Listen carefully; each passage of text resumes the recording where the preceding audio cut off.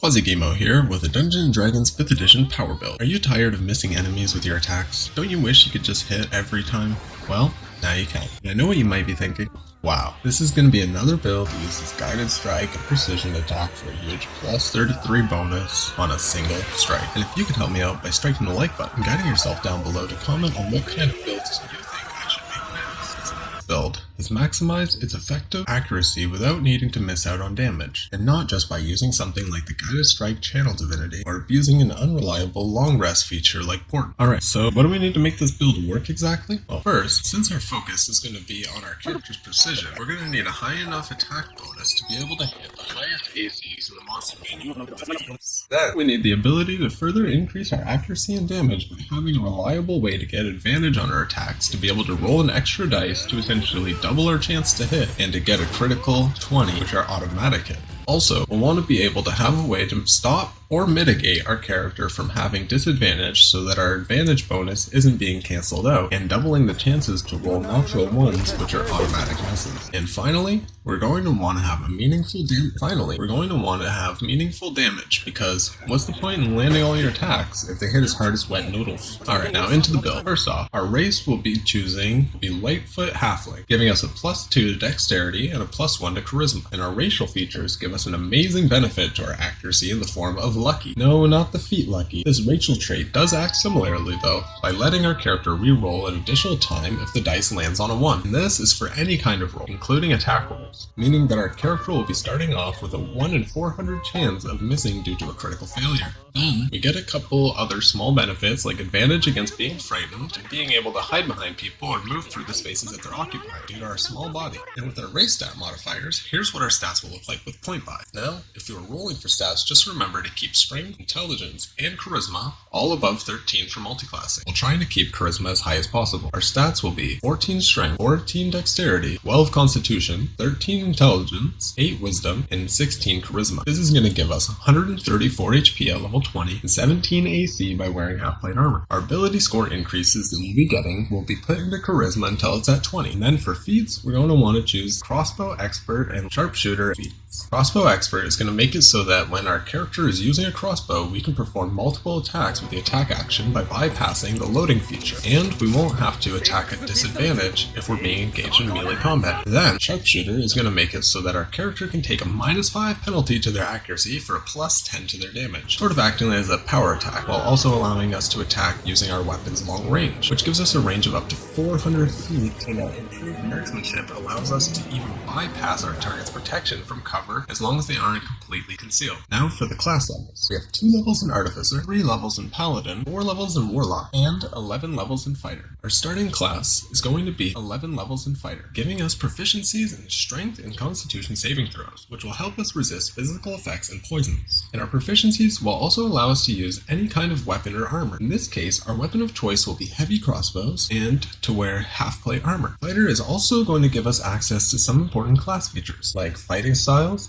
action surge, and an improved extra attack. So, the fighting style we're going to want to choose at level 1 is archery, for a free passive +2 to attack rolls at all times with range 1. And then, action surge gives us the ability to take 2 actions on the same turn. This can be used for separate actions or the same action twice. Talking about actions, when we use the attack action, the extra attack feature allows us to make additional attacks as part of that action, and fighters get an improved version at level 11, allowing us to attack a total of 3 times with the attack action. And then, at level 3, we want to choose the Samurai subclass. So the subclass features Fighting Spirit and Tireless Spirit. Fighting Spirit is going to be a bonus action that grants our character some temporary HP, and more importantly, it gives advantage on all attack rolls until the end of the turn. This feature is usable 3 times per long rest. However, that restriction is lifted by Tireless Spirit, which ensures our character always has a use of Fighting Spirit, since if we start combat without any uses, then the feature will restore one of our character's 3 uses. Our next class will be 4 levels in Warlock, for the Eldritch Invocation and Pact Boon class features. Pact Boon allows our character to choose a primary trait to help model your playstyle around. This build will be choosing Pact of the Blade, which gives us a melee weapon we can conjure that bypasses non-magical resistance and immunities. Then, Eldritch Invocation will allow our characters to choose special traits to fine-tune the playstyle we're looking for, and the invocation that we're interested in is Improved Pack Weapon, which now now allows our Pact of the Blade to be a ranged weapon. And at first level Warlock, we're going to choose the Hexblade subclass for the Hexblade's Curse and Hex Warrior subclass features. Hexblade's Curse is a bonus action that allows our character to curse a target within 30 feet, and then we get bonuses against that target, like additional damage, doubled critical chance, and regaining some HP when they are slain. And this Hex recovers on short rests. And then Hex Warrior is a feature that allows us to use our Charisma modifier instead of Dexterity for our attack and damage rolls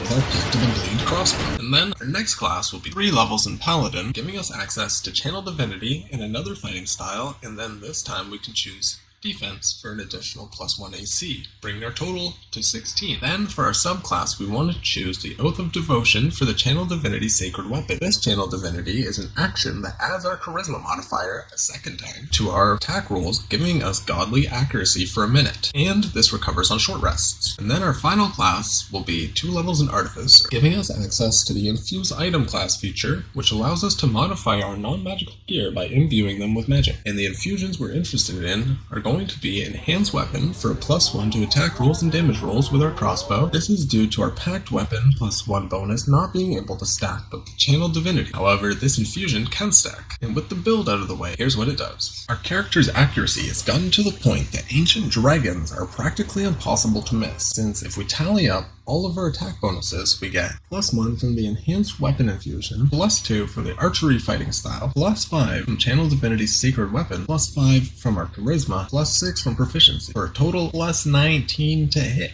giving us more than a 75% chance to hit the Tarrasque's 25 AC, or a 95% chance to hit an Ancient Copper Dragon's 21 AC. And then at a moment's notice, our character can gain advantage for even more accuracy and lower chances of rolling a natural 1 to being 1 in 400, while increasing our hit chances to about 94% against the Tarrasque and 99.75% against Dragon. Also, with our racial feature Lucky, this decreases our odds of rolling 1s even further to being 1 in 8,000 while having advantage. So yeah, we hit the dragon every time. And finally, Sharpshooter is going to help bring our damage up at the cost of our amazing +19's 100% accuracy going down to a +14, giving us a bit higher than 75% accuracy against the Tarrasque and 91% against the dragon. This is not factoring in Lucky.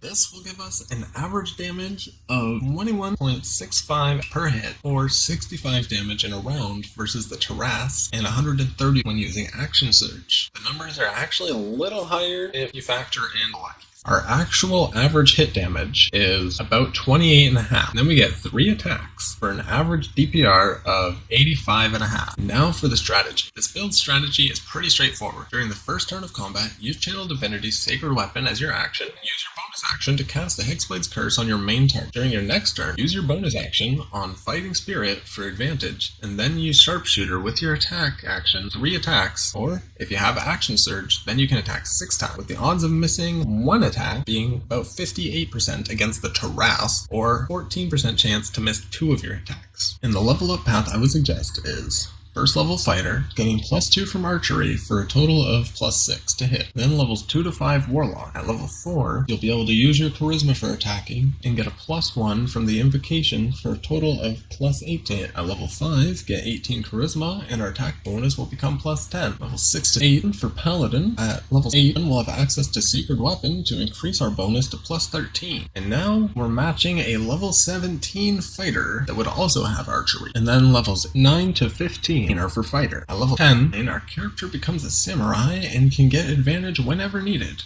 And our attack bonus goes to +14. 11, we get 20 charisma, bringing our attack bonus up to +16 with advantage. At level 12, switch over to using longbows for 1 level in order to use the extra attack feature for 2 attacks. At level 13, get the crossbow expert feat and switch back to using crossbows. And then at level 15, pick up sharpshooter and our attack bonus is now +17 normally or +12 with sharpshooter. Then levels 16 and 17 are reserved for artificer to get the infusion, bringing our bonus up to 19 or +14 with sharpshooter, which is still above the peer fighters. And the final levels are for fighter. Finally, at level 20, you can attack 3 times. Anyways, I hope you guys all enjoyed this build, and if there are any builds you would like to see in future videos, let me know in the comments down below. Don't forget to like the video and subscribe for more character builds and gaming content. QuasiGamo